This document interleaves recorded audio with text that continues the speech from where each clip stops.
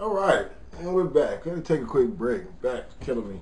As you can see, it's 4:17, so I've been here 4 hours and some change. I had to take a quick second to adjust. You know what I'm saying? All right, but when we last left off, we were looking at UCC3. That's what I was trying to pull up. We were having difficulties. And this is actual, these are UCC, known as UCC3 or Financing Statement Amendment, or UCC AD. And the reason for this, as you remove your collateral, you have it right here where you amend things. When it's time to terminate it completely, that's when you do it. Hold on, let me make sure we got the, there we go. The collateral change. When you update, take some things away, delete some items, just any adjustment you make. This is your amendment. This is your update. The initial financing statement, like your number, and either it's continuation, you know what I'm saying, or it's an assignment, or it's an amendment. And an amendment, affects, usually the collateral. You want to change, you want to take a few things off, leave a few things. This would be where you would put it. This would be where the collateral change would go. You know what I'm saying? Describe the collateral, what's been deleted, restated collateral description, you know what I'm saying? Like, describe collateral. Like, all this right here goes here. So when it's, in that last example, when it's time to give back the office equipment, that's what would go in this box. Let me make sure I don't skip too far. As everybody can see, this is pretty much the same as the last one. This has to do with real estate records. This was where you put your first filing state. When you get it gets assigned a number. So this is where you put that number at, and then you check which box. You know what I'm saying?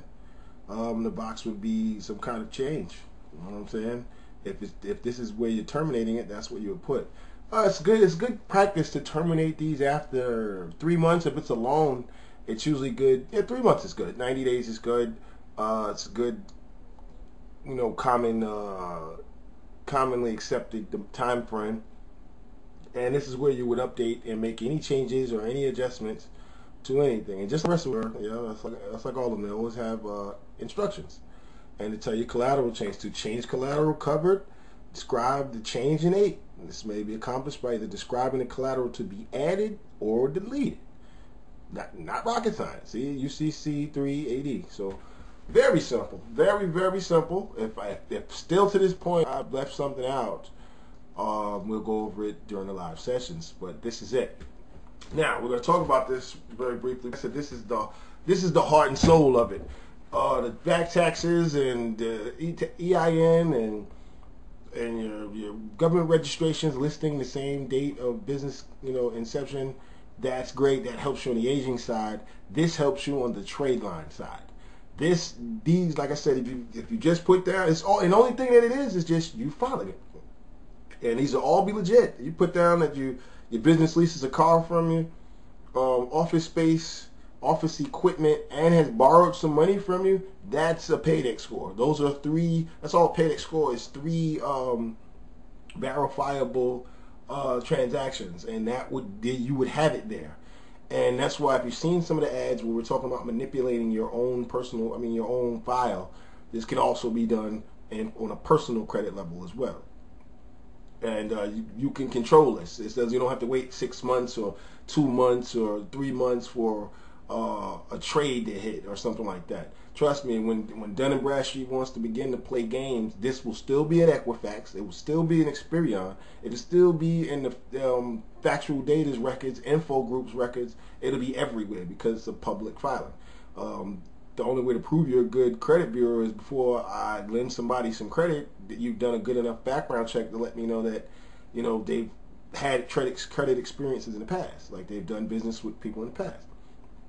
Are those experiences caught up? Like, are they current?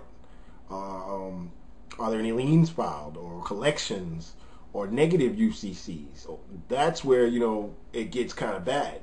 But public filings like promissory notes that need to be filed at the county level, extra steps you can take, business license.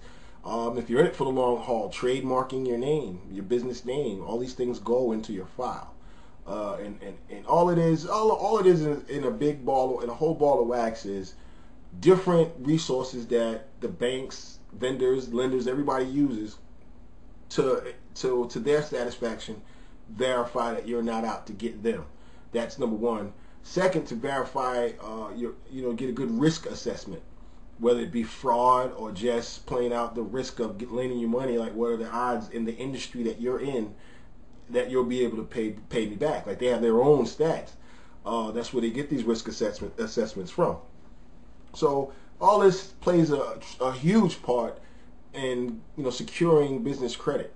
And this right here, and again, like I said, we pat ourselves on the back because this is something that we use doing offshore corps, and it never dawned on us that that everybody didn't know that. So it became, as we put information out, it was something that only people that are in that field, that actually work in that field every day, and that actually do that for a living, those are the only people that would be privy to this type of information.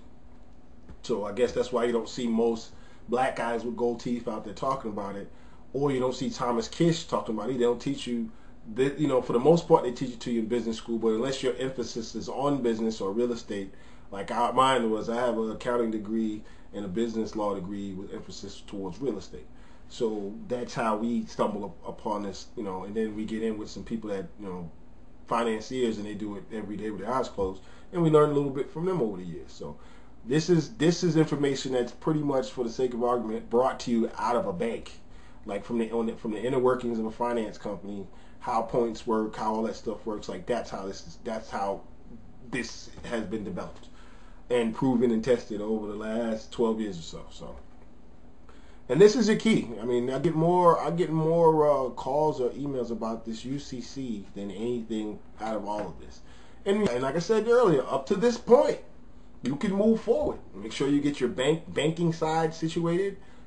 Shore up a few CDs or secured credit cards to get the banking side working for you too. This exercise gets the vendor credit and cash card credit prepped for you and ready.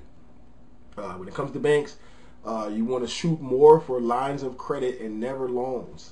A loan requires a business plan. It requires a personal credit score. It requires a prospectus and projections and a whole lot of worst case, best case scenarios and stuff like that. This is not, that's not what you want. A line of credit, you don't need all that to get like an account at Staples or Sears. Those are lines of credit.